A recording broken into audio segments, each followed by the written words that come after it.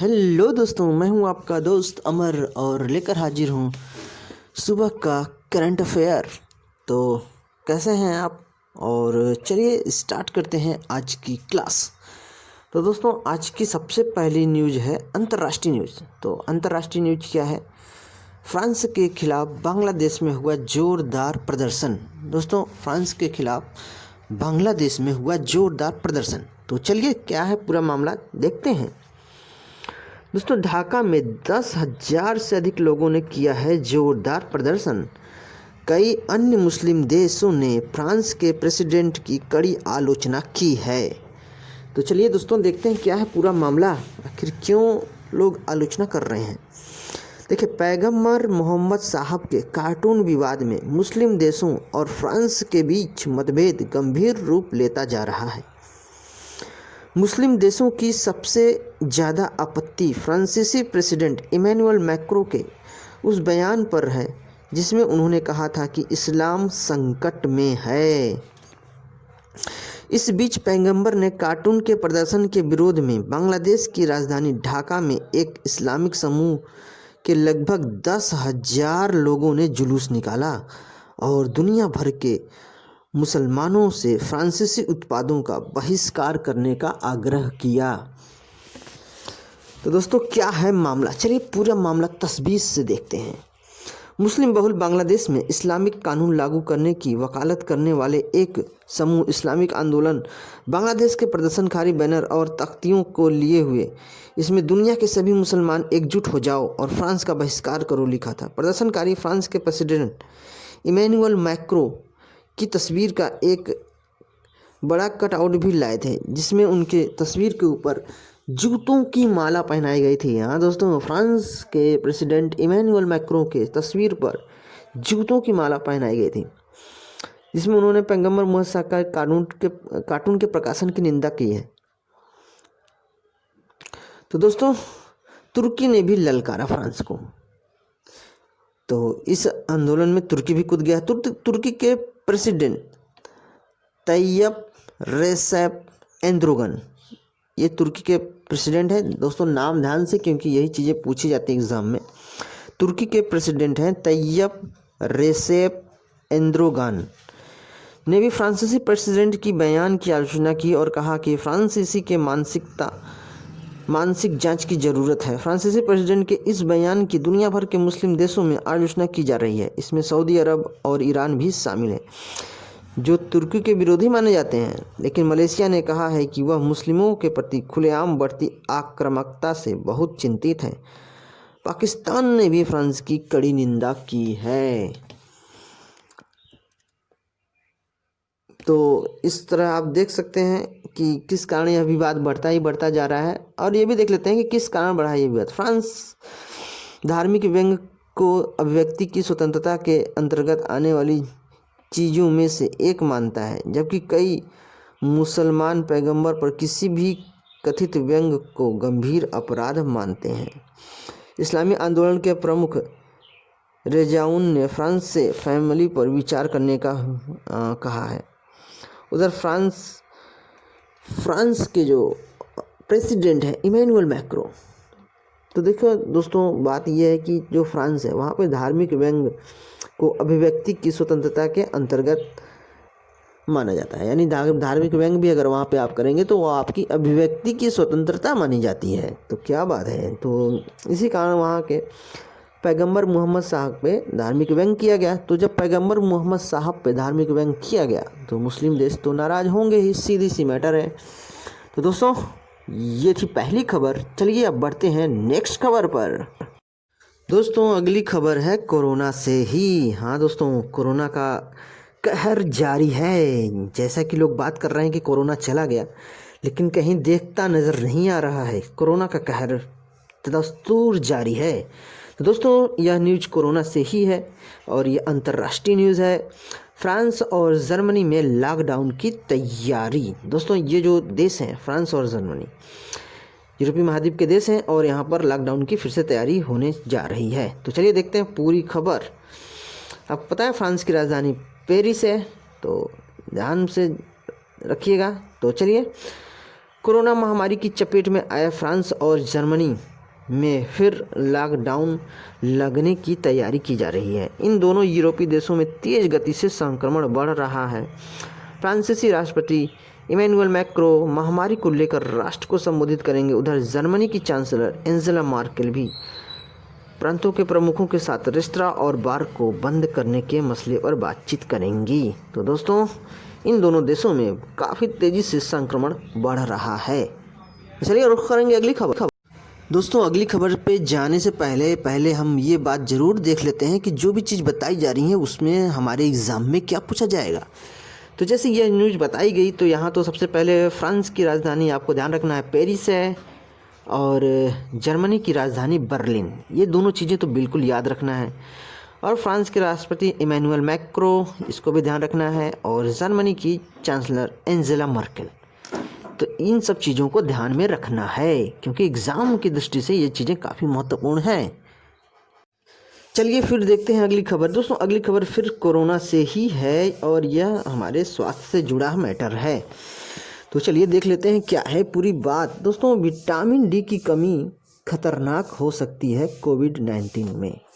यानी दोस्तों, जो लोग कोरोना पॉजिटिव हैं, कोविड-19 पॉजिटिव हैं, उनके लिए अगर उनके बॉडी में विटामिन डी की कमी है तो वो ज़्यादा खतरनाक हो सकती है। कोरोना वायरस से पीड़ित लोगों और विटामिन डी को लेकर एक नया रिसर्च किया गया है। अस्पतालों में भर्ती करीब 80% रोगियों में विटामिन डी की कमी पाई गई है। पूर्व के अध्ययनों से यह जाहिर हो चुका है कि विटामिन डी का पर्याप्त स्तर होने से किसी रोगी में कोरोना के चलते गंभीर जटिलताओं और मौत का खतरा कम हो जाता है। क्या बात है! यानी विटामिन डी आपके पास पर्याप्त है आपके बॉडी में, तो कोरोना के कारण जो आपको प्रॉब्लम होता है या मौत का जो खतरा रहता है वो कम हो जाएगा। जबकि इसकी कमी से संक्रमण का जोखिम बढ़ जाता है। तो दोस्तों, आपने देखा यह न्यूज़ कितना रिसर्च कितना कारगर है, और इस बात को आपको विशेष ध्यान रखना है कि शरीर में विटामिन डी की कमी ना होने पाए। तो विटामिन डी से भरपूर जो तत्व हैं उनको लीजिए आप। सूर्य की रोशनी, धूप, ये सब जानते ही हैं आप, विटामिन डी तो लेते रहिए। चलिए अब रुख करेंगे अगली खबर। चलिए दोस्तों, देखते हैं अगली खबर। अगली खबर आ रही है, आपने अमेरिका के विदेश मंत्री का तो नाम सुना ही होगा। अरे जनाब, उनका नाम है माइक पोम्पियो। बहुत ही प्यारा नाम है, पोम्पियो। तो माइक पोम्पियो ने क्या कहा है, ये बहुत ही बड़ा विचारणीय है और भारत के लिए यह शब्द काफ़ी अच्छा है। तो चीन से खास संबंध रखने वाले श्रीलंका की धरती पर अमेरिकी विदेश मंत्री माइक पोम्पियो ने बुधवार को चीन की सत्तारूढ़ कम्युनिस्ट पार्टी को दरिंदा कहा। अपनी यात्रा पर यहाँ पहुँचे पोम्पियो ने कहा कि अमेरिका एक मित्र की हैसियत से श्रीलंका की संप्रभुता का पक्षधर है और वैश्विक स्तर पर उसे अपना सहयोगी मानता है। तो दोस्तों, माइक पोम्पियो ने खुलेआम चाइना के लिए दरिंदा शब्द कहा है। तो ये भारत की विदेश नीति में एक अच्छी खबर है। तो चलिए, अच्छी बात है। वैसे भी चाइना दरिंदा तो है ही। चलिए अब बढ़ते हैं अगली खबर की तरफ। दोस्तों, अगली खबर आ रही है सऊदी अरब से। दोस्तों, सऊदी अरब का पाक को झटका। वाह, क्या बात है! सऊदी अरब ने दिया पाक को झटका। गुलाम कश्मीर और गिलगिट बाल्टिस्तान को नक्शे से हटाया। तो चलिए देखते हैं क्या बात है। सऊदी अरब ने गुलाम कश्मीर और गिलगिट बाल्टिस्तान को पाक के नक्शे से हटा दिया है। गुलाम कश्मीर के एक कार्यकर्ता अमजद अय्यूब मिर्ज़ा ने बुधवार को ट्वीट कर यह जानकारी दी। इसके साथ ही उन्होंने एक तस्वीर भी ट्वीट की जिसके नीचे उन्होंने लिखा, सऊदी अरब की ओर से इंडिया को दिवाली का तोहफा। तो दोस्तों, सही बात है, सऊदी अरब ने इंडिया को दिवाली का तोहफा दिया है। अच्छा देखिए, बात यह है कि सऊदी अरब की ओर से इंडिया को दिवाली का तोहफा, और ये तो बात हो गई। और 21 व 22 नवंबर को अपनी अध्यक्षता में आयोजित हो रहे G20 सम्मेलन को यादगार के रूप में सऊदी अरब ने ये तोहफा दिया है। कहने का मतलब है कि सऊदी अरब में 21-22 नवंबर को G20 देशों की बैठक होने वाली है, जिसकी अध्यक्षता सऊदी अरब ही कर रहा है। तो इस बात में एक और भी बात है, पाक को दिखाया आईना और इंडिया को दी तरजीह। रिपोर्ट के अनुसार सऊदी अरब का यह कदम पाकिस्तान को अपमानित करने के प्रयास से कम नहीं है, जो खुद को अपने नए ब्लॉक में ढालने की कोशिश कर रहा है। मालूम हो कि इंडियन फॉरेन मिनिस्ट्री ने सितंबर में कहा था कि उसने तथाकथित गिलगित बाल्टिस्तान विधानसभा के लिए 15 नवंबर को होने वाले चुनाव के संबंध में रिपोर्ट देखी थी। तो कहने का मतलब यहाँ पर दोस्तों पूरी न्यूज़ यही है कि सऊदी अरब ने पाकिस्तान को उसका सही हर्ष दिखाया है। तो चलिए अब इस न्यूज़ से हम लोग को इम्पॉर्टेंट क्या चीज़ें याद रखनी है। तो सऊदी अरब की राजधानी रियाद है, इस बात को बिल्कुल ध्यान रखिएगा, बहुत बार पूछा जा सकता है। और एक बात यहाँ पर और है दोस्तों कि सऊदी अरब के वर्तमान में जो शासक हैं या जो सुल्तान है मोहम्मद बिन सलमान है। अरे भैया अपना सलमान खान, तो याद रखिएगा, बस इतने से ही आपको हो जाएगा। तो ये दोनों चीज़ें याद करने वाली चीज़ें हैं। तो चलिए अब देखते हैं अगली खबर। दोस्तों अगली खबर आ रही है ईरान से। तो ईरान की राजधानी तेहरान है, आप जानते ही हैं। तो ईरान से क्या न्यूज़ है आपको ये बता देते हैं। ईरान ने न्यूक्लियर वेपन्स के लिए बनाया नया ठिकाना। दोस्तों देखिए, ईरान ने परमाणु हथियारों को तैयार करने के लिए जो उसका पुराना क्षेत्र था उसको छोड़कर नया ठिकाना बनाया। संयुक्त राष्ट्र संघ की निगरानी करने वाली एजेंसी ने इस बात की पुष्टि की है। दोस्तों संयुक्त राष्ट्र संघ की जो निगरानी करने वाली एजेंसी है उसको सैटेलाइट से मिले फोटोज़, जो सैटेलाइट है उससे मिले फुटेज के आधार पर उसने यह घोषणा की है। और दोस्तों आपको एक चीज़ और ध्यान रखना है कि इंटरनेशनल एटॉमिक एनर्जी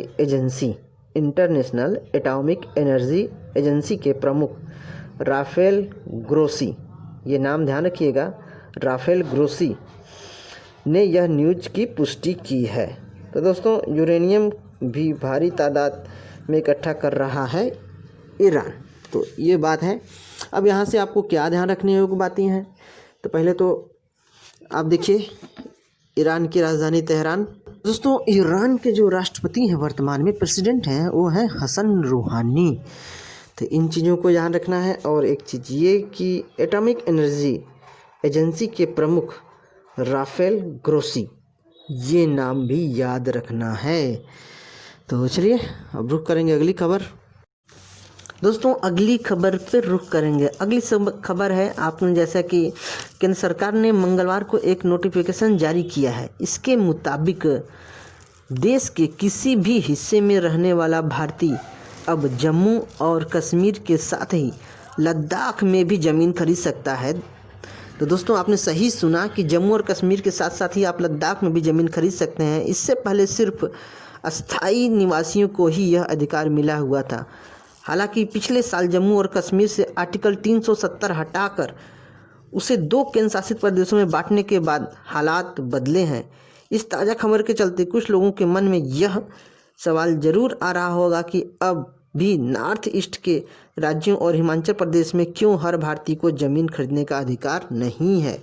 तो दोस्तों नॉर्थ ईस्ट के राज्यों और हिमाचल प्रदेश में कुछ अलग ही प्रावधान है। तो उन प्रावधानों का कारण यहाँ पर ज़मीन तो खरीदना मुमकिन नहीं है, लेकिन जम्मू कश्मीर और लद्दाख में अब कोई भी भारतीय, चूँकि आर्टिकल 370 जब था तो ये सब चीज़ें मुमकिन नहीं थी, लेकिन अगले साल यानी जब आर्टिकल 370 को हटा दिया गया तो जम्मू कश्मीर और लद्दाख दोनों प्रदेशों में कोई भी भारतीय यानी भारत के किसी भी कोने का रहने वाला व्यक्ति हो वह वहाँ पर ज़मीन खरीद सकता है। तो दोस्तों काफ़ी अच्छी बात है। तो चलिए यही था आज का आखिरी न्यूज़ और ये आज की आखिरी खबर। तो इसी खबर के साथ ही इस क्लास को यहीं पर हम समाप्त करते हैं। कल फिर जुड़ेंगे नए क्लास में करंट अफेयर्स की नई ताज़ा तरीन खबरों के साथ। तब तक अपना ध्यान रखिएगा और भारतीय दिव्यांग यूट्यूब चैनल को लाइक शेयर और सब्सक्राइब करते रहिएगा। जय हिंद दोस्तों।